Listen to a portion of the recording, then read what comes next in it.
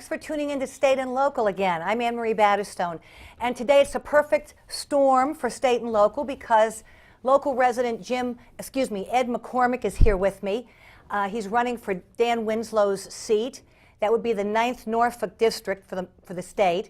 And we're going to talk about his candidacy and something about him, and I'm going to ask him some questions about some of the recent events in Massachusetts, see what he might think about that. Well, listen, thank you so much for coming on. I really appreciate it. Thank you for having me. Now, you're an attorney. Could you tell me something about what sort of law you practice and what your training?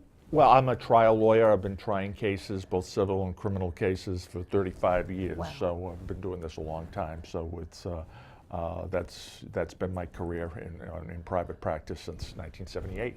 And where did you get your training? I went to New England Law School. I'm a graduate of Providence College. I'm a graduate of Xaverian Brothers High School. Oh, that's very. Now, why don't we start out with telling me why you decided you wanted to go for the seat?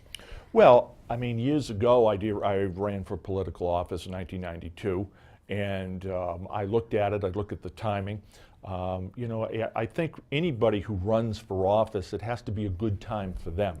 And you know, after '92, I mean, I had a young family, and you know, you concentrate on raising your family, you concentrate on your career and your work. My family has grown. Both my daughters are in law school. One is in Seattle, one's in Virginia. So as I say to my wife, I have no one to harass. But seriously, this is an opportunity. This is a short election cycle, which I think is attractive. Oh, true. It is something that you know, I've always been interested in, I've always wanted to do, and the timing just seemed right. The issues of the day seemed something that I hopefully would be able to address, and if elected, be able to correct. Now, what did you run for in '92? I ran for Congress against Barney Frank in 1992 from this district, yes. Wow. And did you run as the Republican at that time? I was the Republican nominee in 1992, and if we recall, that was the year of redistricting the congressional races. We got our congressional districts in the third week of July. Prior to that, Norfolk had been in the 3rd congressional district with the incumbent was Joe Early, who Peter Blue defeated in that election. Norfolk got squeezed into the 4th congressional district. In that snake, that ridiculous gerrymandered. Very peculiar shaped district, yes, with Brookline, Newton, Fall River, and New Bedford in the district. But you know, I had decided to run, and I continued to run, and we ran the campaign. Well, that was very ambitious. I mean, he was a tough to take on. I mean, you know, look at. I thought Sean Bealett, you know, I thought after all the different things that happened with the mortgages and whatnot, I thought Sean would do better than he did, but.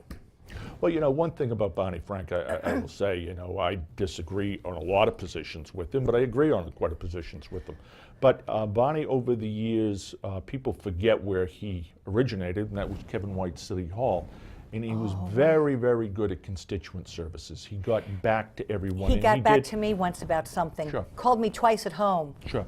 He's very, very old-fashioned politics. It means a lot to people. That combined, sure it did. Definitely. It means everything to everybody. That's right. Now, what would you like to bring to the office if you were elected? Well, I think. What do you think kind of a difference do you think you might make as opposed to, well, one thing. Talking about yourself. Well, one thing is that I'm running for this office. I'm 60 years old. I mean, I'm not looking to use this office as a stepping stone so I can run for Attorney General in 15 years or run for Congress. Yes. This is the only office I'm going to seek. I think this is a position that is the closest to the community you can be. You've got to have a pulse on the community, on the heartbeat of the community. I think I do. I think I know what we're all. The problems of all of us are in this district, what we're trying to accomplish, what concerns we have. I've lived in Norfolk for 30 years. Oh my, that's quite a while. Yeah, a lot of changes. I'm almost a townie. That's right, almost. Almost. But you know, in those 30 years, you know, I've seen this town grow incredibly. I've seen the whole, but not just Norfolk, Rentham, Plainville, the whole area grow incredibly. And I've seen the demographics change. And I would like to bring what I think is, experience that I've had living here, but also the experience I've had of practicing law and addressing problems on a daily basis to the legislature. What do you think are some of are there any issues that are particular to this district? I mean, there's anything in particular that you feel maybe that you might have done differently than Winslow did? I mean, obviously, you're a different party, but... Well, I don't know what Mr. Winslow did or didn't do. I don't think he was there that long enough. I know he had a lot of creative ideas. Yeah. I don't know that creative ideas get things done. I do know that we've had a Republican in this seat representing this district now for about 12 years, 10 or 12 years, whatever it is. And I asked the people in considering who to vote for, if we have a Republican minority freshman in the legislature, do we really think he's going to be able to, not to use the term bring home the bacon, but bring home the bacon, to get the problems of our district addressed in the legislature in terms of state aid for schools, state aid for roads and transportation?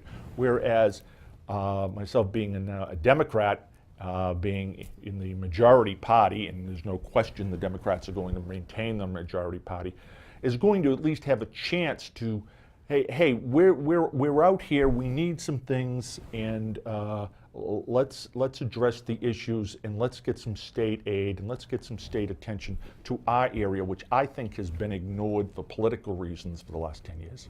Now, what would those be? What would be the political reasons that you think? Oh, because there's a Republican been representing him, and there's a well, it's for sure it's a one-party. I mean, it's a one-party state, and I imagine there is that kind of pushback. I know sometimes Richard Ross, whom I wish I would hear more as much about Richard in the paper as I did about Dan, because Dan was always, as you say, there was a creativity there. I think there was some sort of an amendment he put in on something recently that, gosh, I can't remember now what it was. I was reading about this morning. Could be anything. Yeah, but I would have liked to have, heard a little bit more from Richard. Richard's a thoughtful individual. I know Senator Ross. I've known him for years. And that's the thing. You live in this community long enough.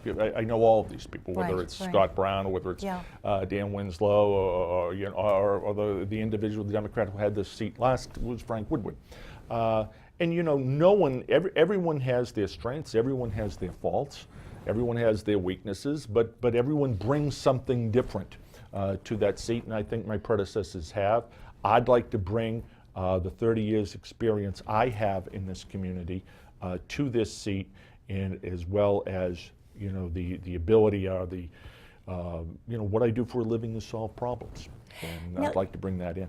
Now, speaking of party, is that why you had switched? When did you switch parties? Well, was it a while back, or was it because of the? I mean, I couldn't really blame you. I mean, after a look at Bloomberg, who was a Democrat his entire, and it was kind of a tradition to have a Republican mayor in New York. I mean, he's certainly not what you would say a typical Republican. Well, a couple of reasons. I think, I like to say that I really didn't necessarily leave the Republican Party as the Republican Party left me. I think on a national level, since I ran as a Republican in '92, I've watched an erosion of what I believe is independent thought in the Republican Party. I've watched it move so far to the right, especially on social issues. In social issues, I mean, in 1992, when I was a Republican candidate, I have the same positions I have now on social issues as a Democratic candidate. I'm pro-choice, I'm for gun control, I'm anti-death penalty, I'm for gay rights. Any of those issues, I haven't changed my position on. The Republican Party changed their position. I think and especially nationally, the Ted Cruz's and Eric Cantors of the world, I think, are showing intolerance. I think it's become an exclusive party hijacked by the far right wing. And for years, I really have not been active in the Republican Party just because of that. The Democratic Party seems to be, much more inclusive, and again, I haven't changed my position on anything, and I guess some people call it a Reagan Democrat or not. I don't know, but that's where I am. I'm very, very comfortable. You know, people have said, well, you know, are other Democrats comfortable with you? Well, our governor's counselor, Bobby Juvenville, has endorsed me. Our former majority leader of the House, Jim Valley, who is the past representative down in Franklin, has endorsed me. And I seem to be accepted in any place we go. And the response, frankly, to the voters of the district as I'm out campaigning has been very encouraging. Now, what have you done so far? Have you I mean, what is your game plan for the campaign? Have you gotten started with calling, or what have you done so far? The game plan is going to be a 2-minute offense, I think, to use a football analogy. We don't have much time. We've got a special election coming on January 7th, because we have the primary on December 10th. But you know, it's different in a special election than a general election, a presidential election, where you know the voter turnout's going to be high.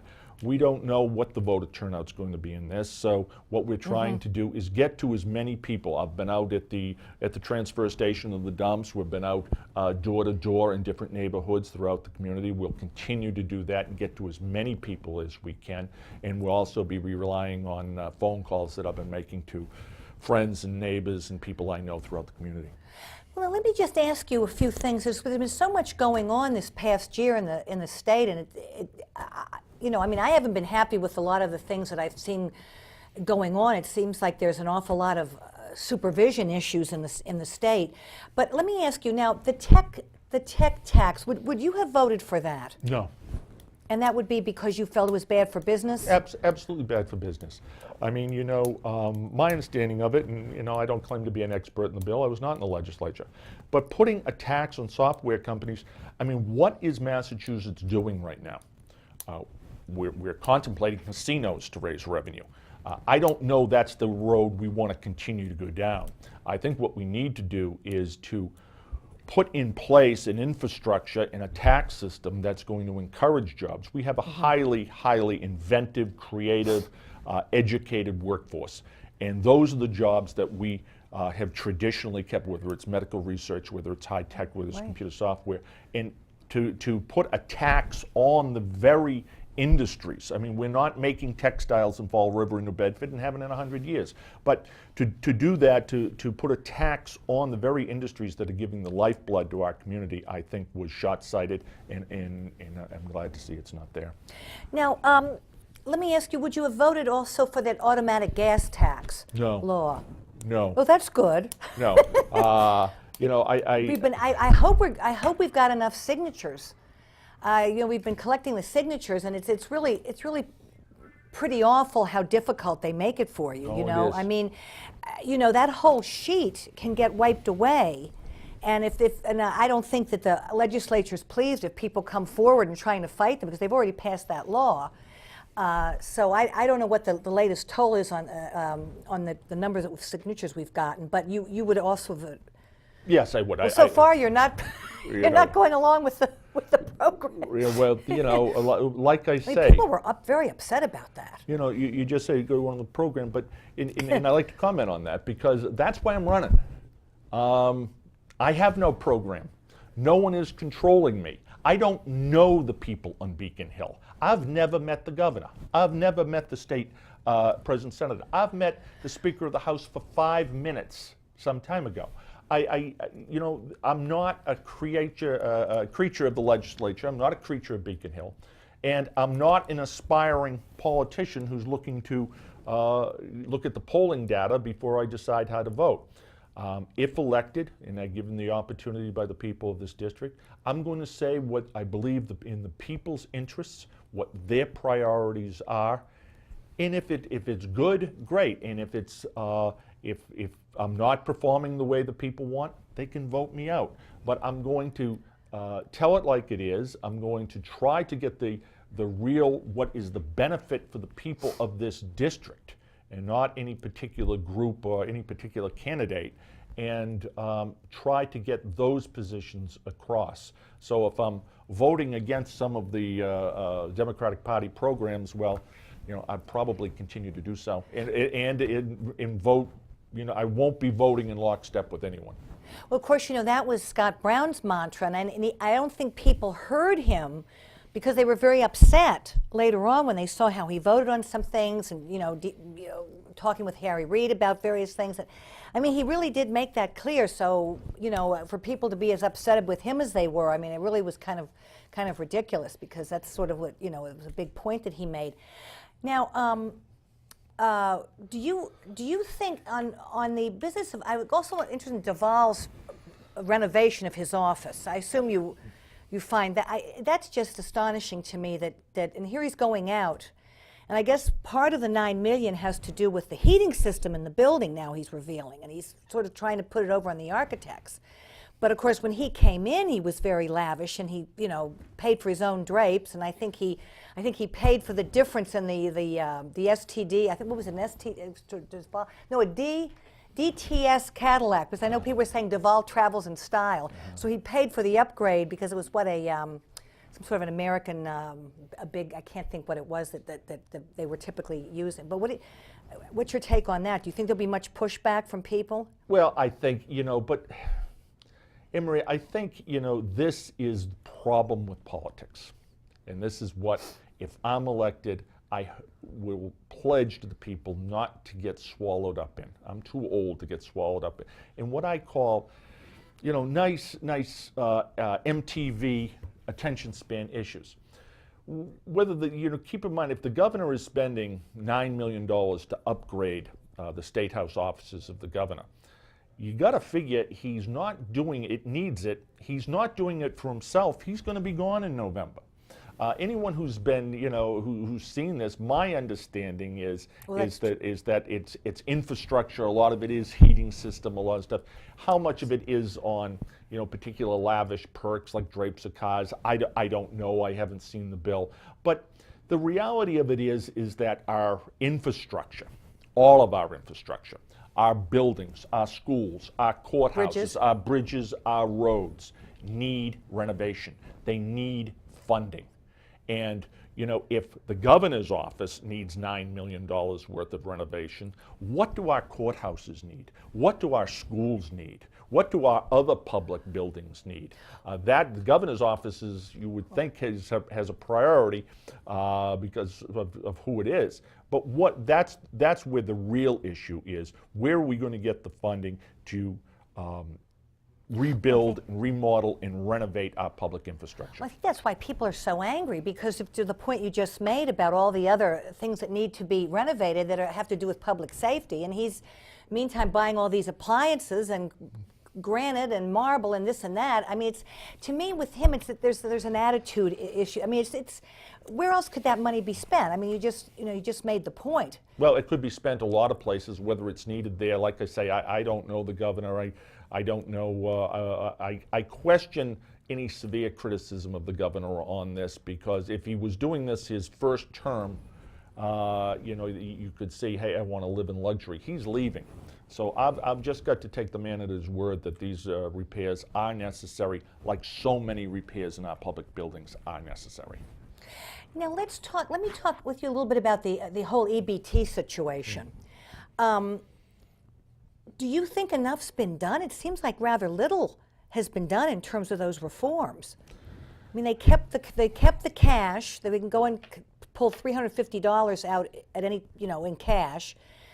Thank God for Sean O'Connell, who, and of course they stonewalled her on that. I mean, talk about stonewalling, because all she wanted to do was find out what the balances were on those accounts. And I think they charged her $800, which I find it hard to believe it cost them that kind of money. And then they turned up all of these balances. Yeah. You probably followed that story. I did. and I think that is just symptomatic of a larger problem and a larger story. And that is, oh, for sure, how we have a section of society that is in need of government services and government aid. I believe we have a moral obligation to do so. And there are people, I see them every day, I'm in court with them every day. There are people who aren't getting enough to eat. There are people who are living in deplorable conditions. There are people who are being educated in schools we wouldn't want to send our children here living in Medfield and Norfolk and Rentham.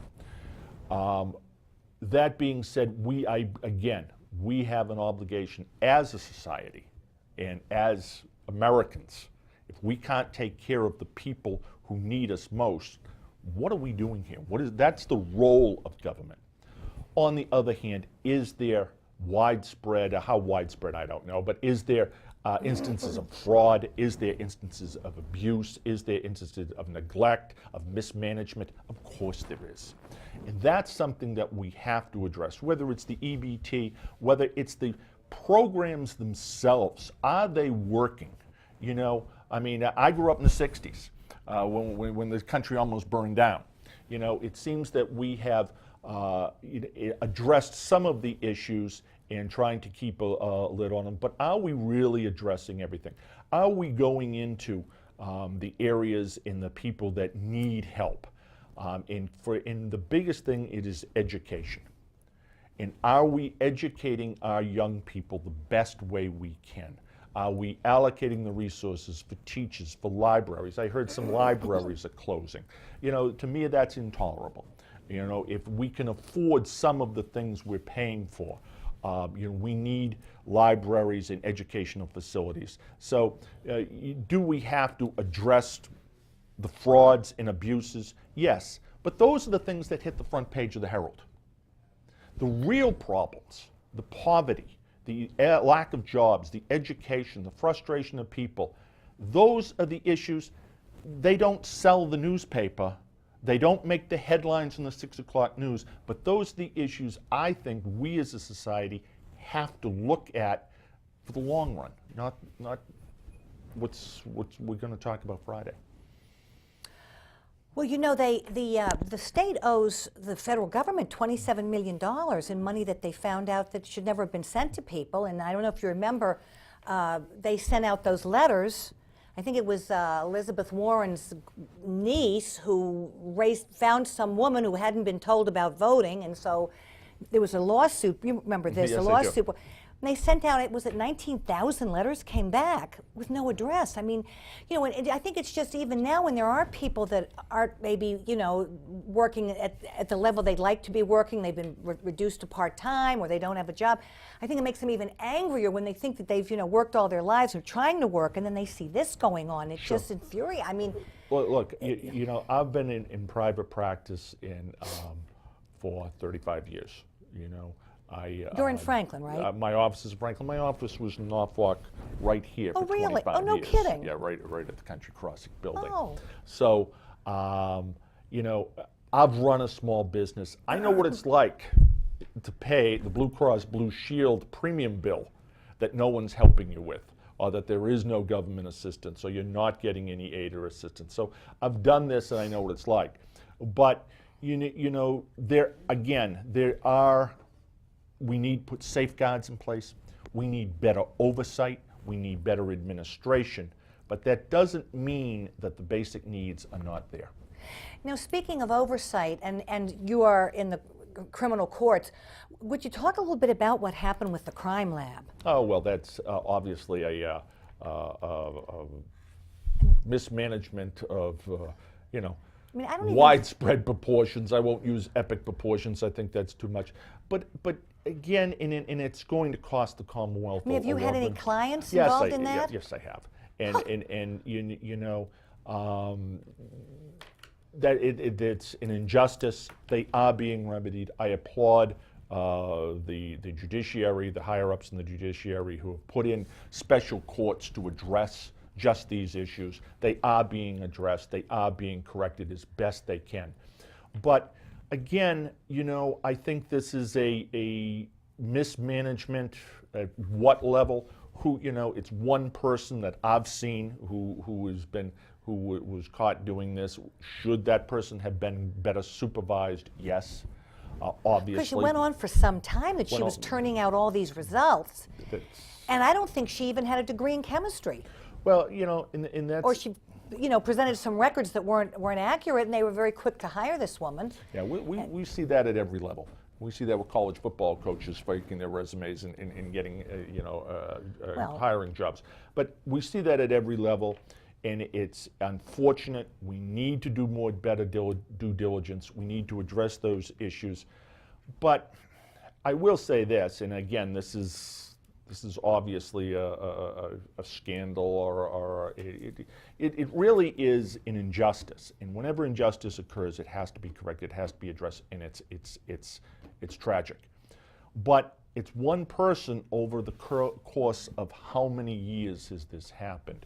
And I think that the system needs to be revamped, it needs to be looked at, it needs to be addressed. But again, it's a nice issue for a headline on one particular instance. It isn't a government policy that we may see in a foreign government that we're going to cook the books on test results, so put everybody in jail. You know, let's look at the bright side of that. Our judiciary and our government has found an issue and addressed it and corrected it, and has not brushed it under the table, and is willing to take the heat on this. I think that speaks volumes about our system. But it went on for quite a while, didn't it? I mean, aren't there like, I don't know, thousands of... I don't know the number, no. But obviously it went on for quite a while. And people are frightened because of people that are going to be, you know, let go because everything was tainted. Yeah. Right, it's a bad situation. There's no question about it, and no one's. Please don't think I'm condoning it. But what I am applauding are the efforts to address it and rectify it. And if you're a student of history, which I kind of like to be sometimes, look at past governments that wouldn't address this. Oh, well. Or look at past governments that do this as their policy. This is an individual, or maybe a couple of individuals, who mutated the system. The system's been corrected, it's been addressed, and I think we have to go on from there. It seems like even her prosecution seemed very weak. As far as, and I don't know exactly what kind of sentence she's gotten, or if that's even come down yet. You might know. I don't know. You don't know either. I don't know. I haven't followed but it it seemed, closely. I mean, because you know, the consequences were really so serious. Yeah. I mean, for people that were wrongly accused, as well as ones that should be in, you know, should be in there. And J.P. Morgan did more. They only paid a $13 billion settlement when they made $19 billion in profits last quarter. So if we're going to go after the Annie Drukens of the world, we need to go after the J.P. Morgans as well. Now, one last question. You just have a few minutes. What do you make of the proposed raise of the minimum wage over the 3 years? They want to take it up about to $11. Do you think that's a good idea? Or do you think that will create more unemployment or problems for small business people? I mean, it would be over 3 years, but it's still quite a... No, I would support that. I think raising the minimum wage over 3 years, $3 to $11, I think is called for. And here's my thought process on this. Everyone raves and screams and yells, and you see on television the big advertisements, that's going to kill small business. I'm owning small business for a long time. I've never paid anyone the minimum wage. I don't think most small businesses are paying the minimum wage. Well, of course, in your case, you're just not hiring just anybody to do but we're hiring lightweight sort of. No, but we're hiring clerks to copy documents. We're not just hiring lawyers or paralegals or secretaries. We're hiring people to do clerk or an entry-level position. We hire kids from colleges and from high schools. And we've never paid anyone minimum wage. And I don't think small businesses generally pay minimum wage. I think the people who pay minimum wage are McDonald's, a Burger King, a Walmart. I think they're the big companies. Mm-hmm. And that's who's afraid of raising the minimum wage. The companies that can afford it. I don't think most small businesses pay the minimum wage. And if they do, I don't think raising the minimum wage in the Commonwealth of Massachusetts in 2014, as we come up to the new year, from $8 to $9, and then eventually to $11 in 2017. I don't know how many people can live on $11. Certainly how many people can live on $8. Mm-hmm. And if we leave people making below poverty levels or bare subsistence levels, what are we paying in other aid? Mm-hmm. What are we paying in housing subsistence or food stamps? Maybe if we raise the minimum wage and give people a chance to make their own money, the savings we have on other programs. That's certainly another way to look at it. Great. Thank you. We've run out of time, but thank you so much for coming on. Thank you I wish for having you luck. me. Thank you. It was very, very nice to meet you. Very nice to meet you. Thank you for watching State and Local. I'll be back again next week with Jim Leon, and we'll look forward to serving you then. Good night.